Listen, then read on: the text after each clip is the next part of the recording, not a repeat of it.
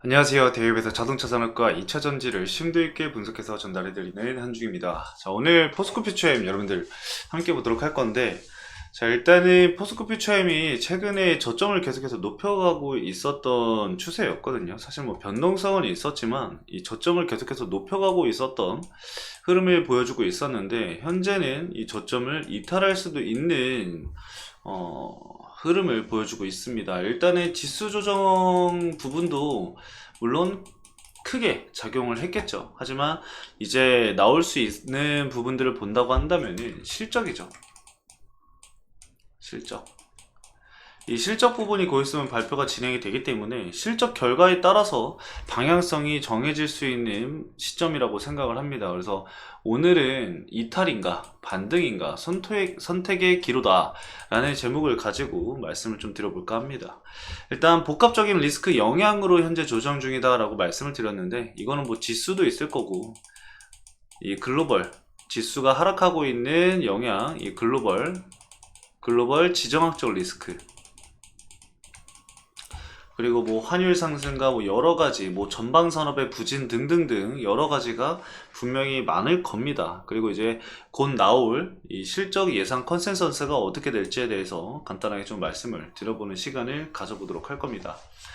일단 그 국내 양극재 기업들이 이번 주에 이제 실적 발표가 진행이 된다고 방금 말씀을 드렸는데, 이 전기차 전방 산업의 판매 부진, 그리고 뭐 업황이 지금 좋지 않은 상태에서 사실상 이 양극재 업체들의 실적이 당연하게도 너무나도 당연하게도 부진할 것으로 예상을 하고 있는 게 시장의 중론인데, 현재 시장에서는 이 포스코퓨처엠, 우리가 지금 보고 있는 해당 포스코퓨처엠을 제외한 뭐 LG화학이라던가 에코프로 BM, 뭐 코스모신 소재는 영업이익이 YY 감소할 것으로 현재 예상이 되고 있는 상황이고, LNF 같은 경우는 적재 전환할 것으로 예상이 되고 있는 상황입니다. 근데 포스코퓨처엠 같은 경우는 그렇지 않다라는 거죠. 이 세부적인 거는 제가 잠시 후에 예상 컨센서스를 말씀을 드릴 때 한번 말씀을 드리도록 하겠습니다. 자, 그리고 그 전분기 대비해서 이 포스코퓨처엠이 또 영업이익이 흑자 전환 나올 것으로 예상이 되고 있기 때문에, 이것도 제가 잠시 후에 컨센서스 말씀을 드릴 때 간단하게 또 말씀을 드리는 시간 가져보도록 할 테니까요. 여러분들 천천히 오늘 영상 시청을 해주시고 많은 내용 얻어가시면 좋을 것 같습니다. 자, 그럼 본격적으로 포스코퓨처엠 함께 보도록 하겠습니다. 우선 차트 먼저 좀 보도록 할게요. 제가 아까도 말씀을 드렸다시피 이 포스코퓨처엠은 일부 변동성은 있었지만 계속해서 저점을 좀 높여가고 있는 모습을 보여줬습니다. 물론 함께 고점도 높여갔으면 뭐 굉장히 좋은 흐름을 보였겠지만, 다소 아쉬운 부분은 있었겠지만 지금은 또 고점이 낮아지고 있는 상황이죠. 그래서 지금 좀 애매한 흐름을 보여주고 있습니다. 변동성을 좀 계속해서 보이면서 변동성을 보이다가 이탈을 하거나 아니면은 돌파를 하느냐, 둘 중에 하나인데, 이 부분에 있어서는 실적이 사실상 가장 중요하게 작용할 것으로 예상이 되고 있기 때문에 실적에 대해서 좀 간단하게 말씀을 드려볼까 합니다. 자, 일단 1분기 실적을 말씀을 드려보도록 할게요. 자, 1분기 실적, 24년도 1분기 실적을 보면은 현재 포스코퓨처엠의 1분기 실적 컨센서스가 매출은 1조 969억 원을 예상을 하고 있는 상황이고, 영업이익 같은 경우는 282억 원 정도로 현재 컨센서스가 형성이 되어 있습니다. 전년 동기 대비해서 매출액과 영업이익이 각각 5%와 39% 증가하고, 전분기 대비해서도 흑자 전환에 성공할 것으로 예상이 되고 있습니다. 다른 양극재 기업들 대비해서 굉장히 양호한 흐름을 보여주는 모습을 보여주고 있죠. 매출도 그렇고 영업이익도 성장, 그리고 전분기 대비해서 흑자 전환까지 이루어지는 모습을 보여주고 있기 때문에 이번 실적 발표가 나오게 되면은 사실상 좀 일부 회복을 하지 않을까 좀 기대는 하고 있습니다. 근데 다만 이제 우리가 실적 발표를 할 때 항상 보는 것들이 있습니다. 자, 어떤 거를 보냐면은 두 가지를 보게 되죠. 두 가지. 이 두 가지가 뭔가요, 여러분들? 간단합니다. 서프라이즈인지 아니면은 쇼크인지.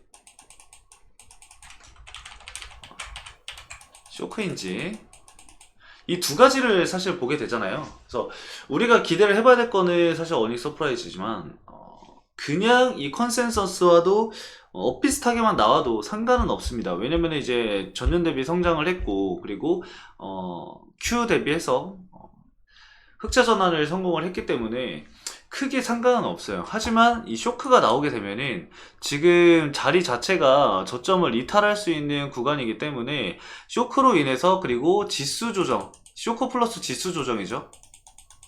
이 글로벌 지수가 또 어떻게 될지 모르겠지만 지정학적 리스크나 뭐 이런 부분들이 너무 많기 때문에 변동성, 이 스프레드가 크게 벌어져 있는 상황이기 때문에 지수와의 쇼크의 영향으로 인해서 이탈을 하게 된다라고 한다면은 한 번은 조정은 나올 수는 있습니다. 그래서 그 부분을 여러분들이 좀 감안하시고 생각을 좀 해두시고, 리스크적인 부분에 있어서는 대비를 미리 좀 해두시는 것을 좀 권장을 드리고요.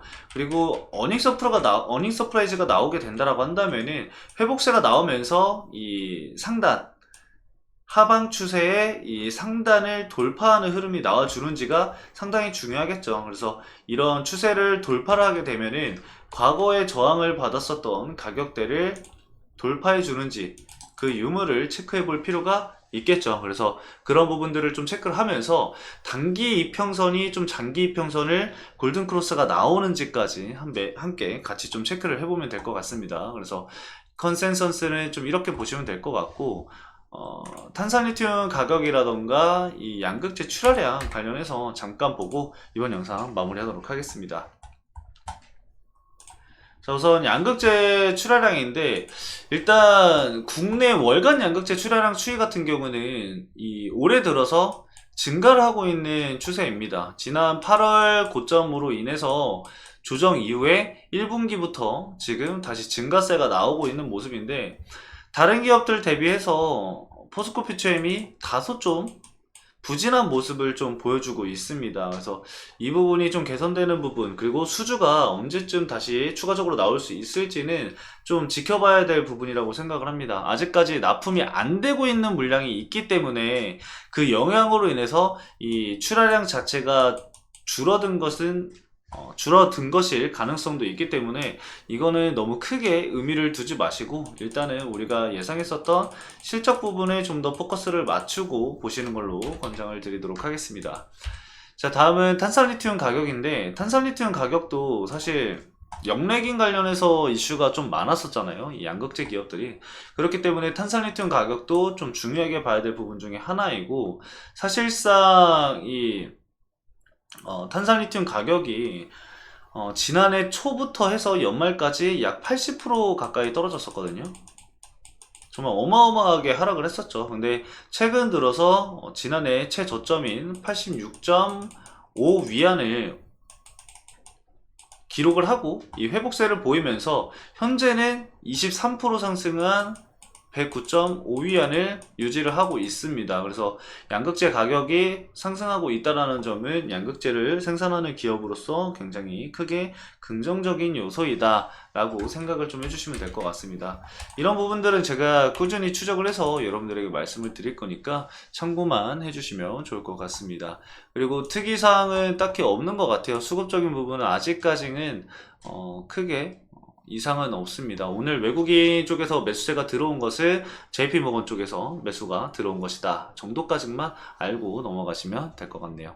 자, 오늘 간단하게 이 포스코 퓨처엠 여기까지 말씀을 드리면서 마치도록 하겠습니다. 해당 영상 시청해주신 여러분들 감사합니다.